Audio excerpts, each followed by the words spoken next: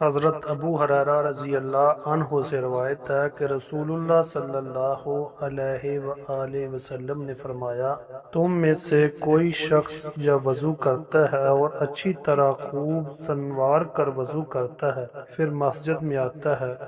اسے نماز کے علاوہ کوئی اور مقصد گھر سے نہیں نکالتا، ایسا شخص جو قدم بھی اٹھاتا ہے اس کے بدلے اللہ تعالیٰ اس کا ایک درجہ بلند فرماتا ہے اور ایک گناہ معاف کرتا ہے، اسے مسلسل یہ ثواب ملتا رہتا ہے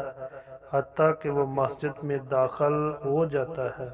حضرت عمرو بن ابسہ رضی اللہ عنہ سے روایت ہے، رسول اللہ صلی اللہ علیہ وآلہ وسلم نے فرمایا،